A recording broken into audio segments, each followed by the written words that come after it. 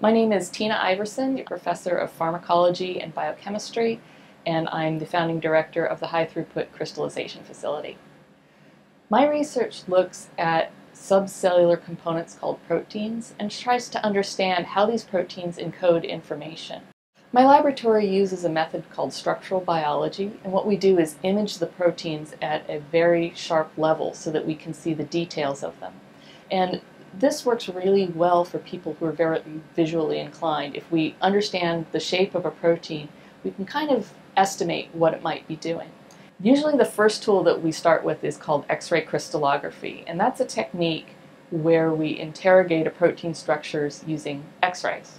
The X-rays bounce off electrons in the protein, and using a diffraction pattern, we can then calculate what the protein looks like. Well, we are a very basic research lab, and by looking at these very basic processes, we can understand what's happening in quite a number of disease states, such as cancer, neurodegenerative diseases, and even bacterial infection. One story that we're very proud of and is about to be published seeks to identify how a class of protein called G protein coupled receptors signals and directs signaling toward either cell growth and proliferation and division or cell death and senescence. And what we've discovered is that by looking at the shape of some of the intermediate signaling proteins, they adopt different shapes if they're pushing the cell toward life or death.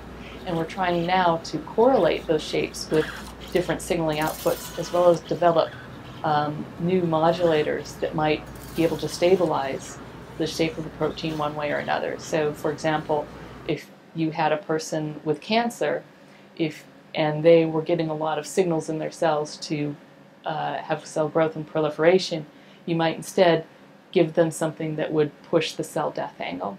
One of the other success stories that we're very excited about are things that speak to the development of antibiotics. For example, we use a model disease called infective endocarditis, which is a very deadly infection of the heart valves as a model system.